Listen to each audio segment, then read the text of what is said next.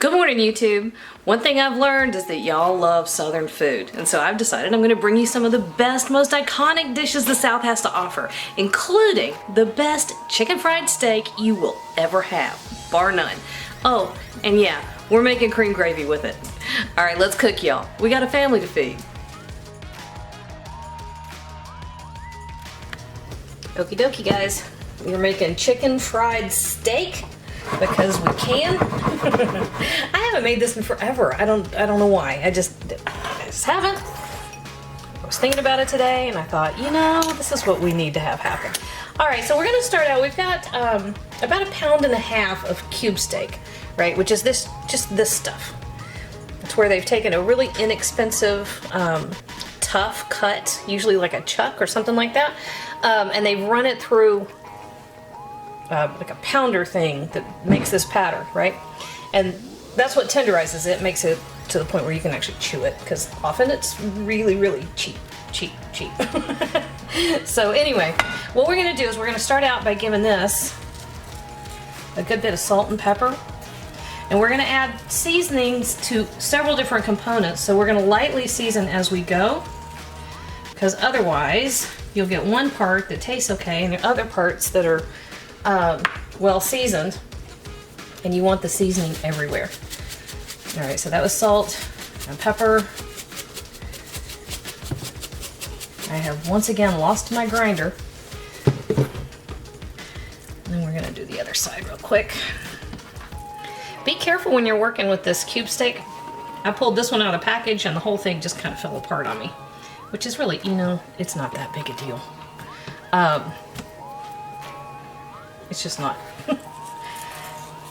But something to be aware of if you go to pull it out of the package. I've seen recipes where it talked about taking cube steak and pounding it, and y'all, if I pounded this, it would pulverize.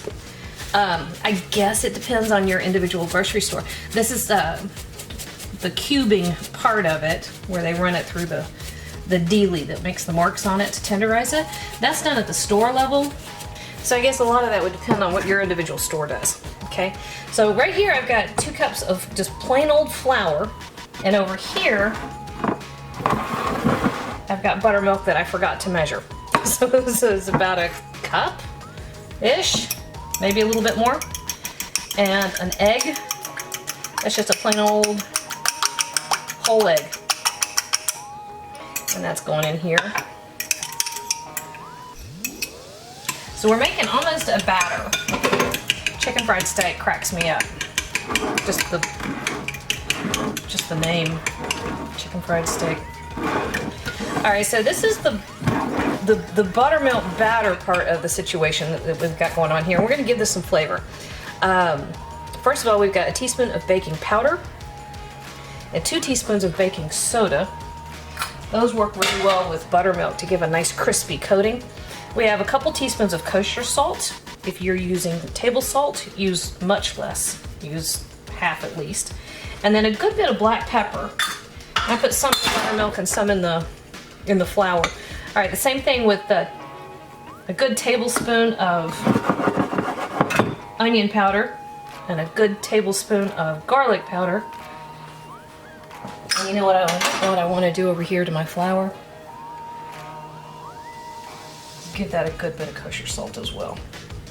You want the elements of your breading to taste good too. Oh, almost forgot. 2 tablespoons of hot sauce, whichever your favorite is. Use Tabasco, you can use Frank's. I think we've got Frank's. Oh, look, you see the foam? You see that? Foaming up?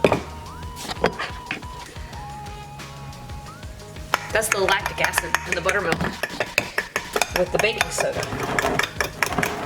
Pretty cool, huh?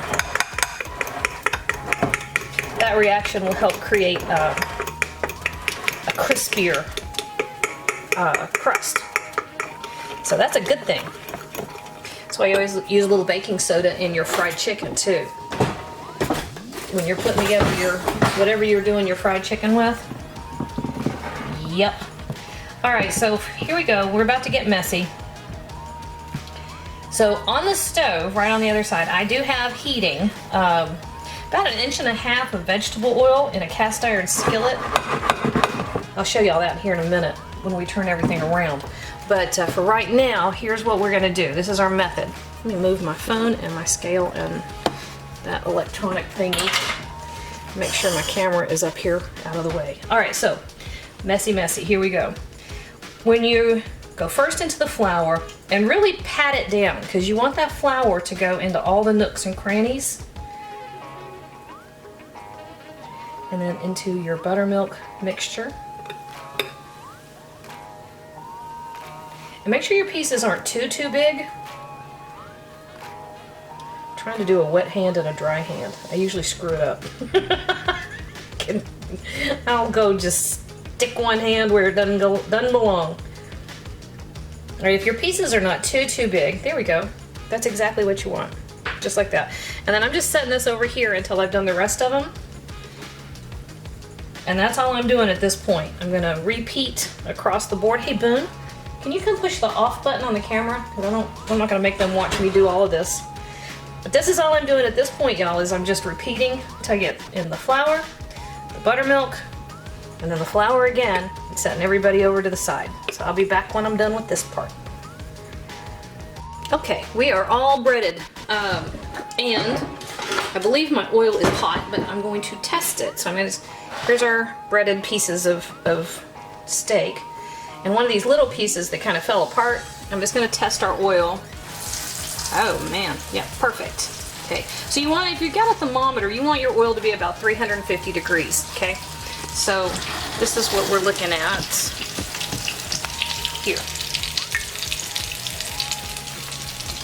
Nice hot oil in a nice big cast iron skillet. All right, so all I'm doing here, guys, is I'm going to cook this about 3 to 4 minutes per side. We want to get them nice and golden brown on both sides. And then we're gonna set it aside on a rack to drain while we repeat with the rest of them until we got them all done. Okay, so here we go. Here's our first big one. And don't add too much to your pan all at once because you're gonna be dropping the temperature of your oil as you add cold food to it. And if you put too much in at once, you're gonna end up with dropping the temperature of oil too much. It won't fry correctly, it'll absorb too much grease, right? So if you've got a nice 350 degree temperature for your oil, it will actually seal your food and it won't absorb near as much of the oil. Instead, it will cook. Ooh, look at there, guys. Perfect. That's what we want. Beautiful food. Anyway, keep your temperature 350, 375 maybe if you get real crazy. And this is all I'm doing. I'm just a couple minutes per side. It cooks super fast. You get them nice and brown. And then when these are all done, I'm going to show you how to make the cream gravy that you just have to have if you got chicken fried steak. There we go. All right, we are golden brown and crispy everywhere. How beautiful is that? Yeah, it's pretty beautiful. All right, and over here we've got this much oil left in our skillet. And we've got to deal with that because that's where we're going to make our gravy, is in the same skillet using the drippings. But we don't want all that oil, right? So be careful doing this. This is can be a little bit tricky. So I've got a bowl over here, like a heat-proof bowl. And I turned my fire off. And I'm just draining out almost all of that leftover oil. And I'll discard that later, but what I'm after, really, is about a tablespoon of oil and this stuff. This is the flavor that's gonna really wake up our gravy, all right? So here we go. Put our heat back on. Going back to medium-low heat, and about 3 tablespoons of butter, or not butter, flour. 3 to 4 tablespoons. And finding a wooden spoon. I want this one. So all we're doing is stirring this around, and we're gonna start cooking that flour down. So we're just making a roux right in the same skillet. So that's it, okay? And to this, we are adding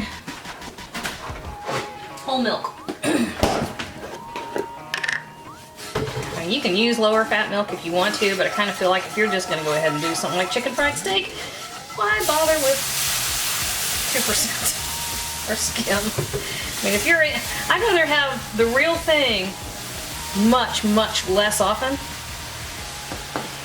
That's just my personal thing. All right, so we're gonna add about 3 to 4 cups of milk. We want it nice and thick. And we also need to make sure we season this gravy. So let's get a couple spoons so we have clean tasters. And I spilled the salt, wait a minute, over my shoulder. All right. See, this is what we look like. We're gonna let that come up to a simmer, but in the meantime, we're gonna give it a taste for salt and pepper. Seriously needs salt, big time. So I'm gonna give it a couple teaspoons of kosher salt. And because it is a cream gravy, we're gonna add a good bit of black pepper because cream gravies and black pepper are just the best. Okay, so a good 2 teaspoons of black pepper. Cut that down because it's starting to come up to a boil really fast, which is fine. You do want it to come up to a boil. It won't thicken fully until it comes up to a full rolling boil. And if it doesn't come up to a full rolling boil, it will still taste like raw flour. Not fun. All right, clean spoon. How we doing? That is hot. And man, that's good. Okay, so here is our gravy. All right, hang on a minute.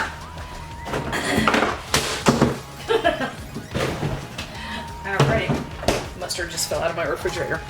All right, so here's how we do this. Okay, let's turn back around.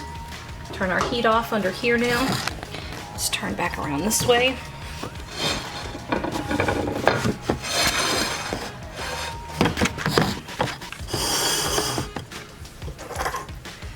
And ta-da! All right, so I had a piece that was really, really pretty. I want this guy. This is the one I think is the pretty one. My kids still call it the pretty plate, which I think is funny. So here is our gorgeous chicken fried steak. And right over the top is where we put that cream gravy. And that, y'all, is a little bit of heaven right there. I tell you what. I want to take a picture of that one, so I don't want to put a bite in that one, but you know what I can do? Take that bite right there and dip it in the gravy and sneak it, because that is delicious.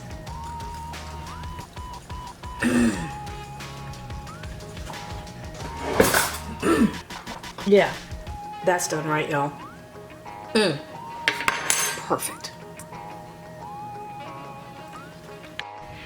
Hey YouTube, thanks for watching, and if you thought that video was helpful, do me a huge favor. Hit like, hit subscribe, hit the little bell so you get a notification whenever I post a new video.